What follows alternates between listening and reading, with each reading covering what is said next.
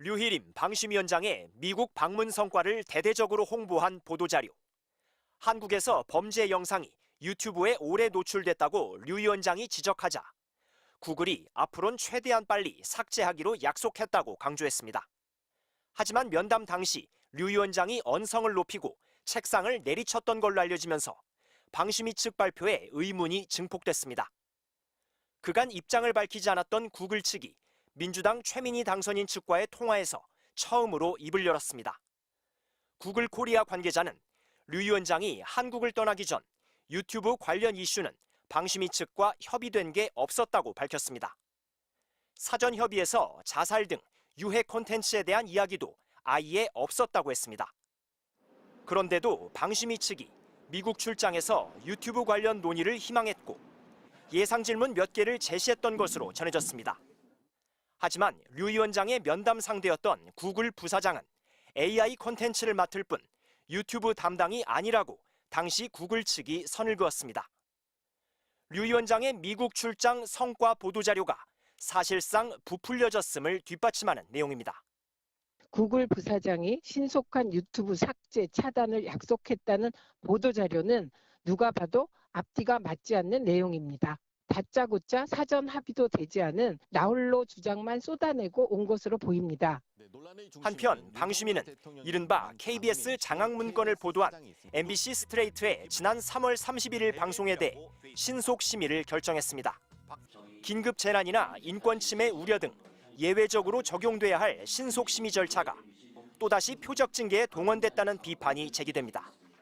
MBC 뉴스 이용주입니다. 구글 코리아의 간부 2명이 어제 오후 방송통신심의위를 찾았습니다. 이례적인 항의성 방문이었습니다. 이들은 방심위의 국제협력단장 등을 만나 몇 가지를 따져 물었습니다.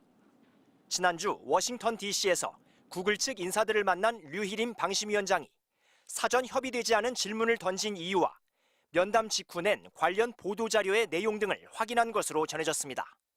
무슨 일이 있었던 걸까?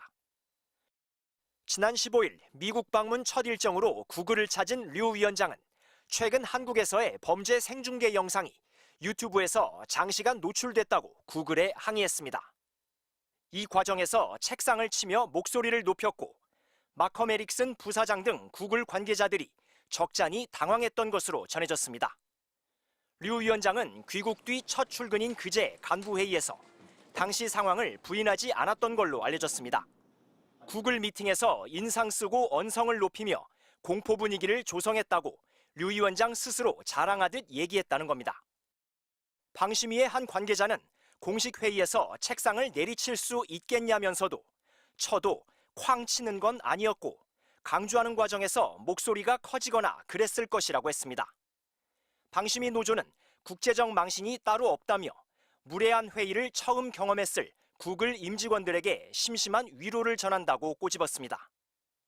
오죽하면 구글 측에서 류 위원장 출장 이후에 방심위에 항의 방문을 왔겠습니까?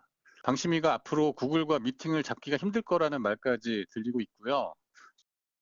류희림 위원장은 물론 당시 출장에 동행했던 방심위 관계자 역시 MBC의 여러 차례 통화 시도에 응하지 않았습니다. MBC 뉴스 이용주입니다. 류희림 위원장이 미국에 머물던 지난 16일, 방심위는 2쪽짜리 보도자료를 냈습니다. 구글이 유튜브의 불법 유해 콘텐츠를 최대한 신속히 삭제 차단하는데 협조하기로 했다는 제목입니다. 구글의 마컴 에릭슨 대외정책 담당 부사장이 류 위원장에게 약속했다고 적혀 있습니다. 자료에 따르면 류 위원장은 한국 시각으로 이날 새벽 에릭슨 부사장을 만났습니다. 이 자리에서 류 위원장이 최근 한국에서 살인 생중계 콘텐츠가 요청 10시간 뒤에야 유튜브에서 삭제된 것에 우려를 표하며 신속 조치를 요청했고 에릭슨 부사장은 최대한 빠른 시간 내 조치가 이루어질 수 있도록 하겠다고 약속했다는 겁니다. 나아가 류 위원장이 선정적이고 자극적인 허위 조작 콘텐츠를 올리는 유튜브 채널에 선제적인 자율 규제 조치를 요청했다면서 자율 규제 협력의 새로운 전환점을 맞게 될 걸로 기대한다고 자평했습니다. 그러나 보도자료 배포 직후 방심위 내부에서조차 의구심을 제기하는 반응이 나왔습니다. 방심위의 한 관계자는 원칙적으로 표현의 자유를 우선 가치로 표방하는 구글이 외국 심의기관의 요구를 곧바로 수용해 정책에 반영할 의무가 없다고 전했습니다. 현격한 인권 침해나 개별 국가의 실정법 등 객관적 근거가 전제돼야 구글의 정책 변경을 기대할 수 있다는 겁니다. 실제 구글은 과거 5.18 북한군 개입설 등 허위 영상 삭제 요구 때 미온적 태도를 보이다가 5.18 왜곡 처벌법 시행 이후 삭제 처리에 속도를 냈습니다.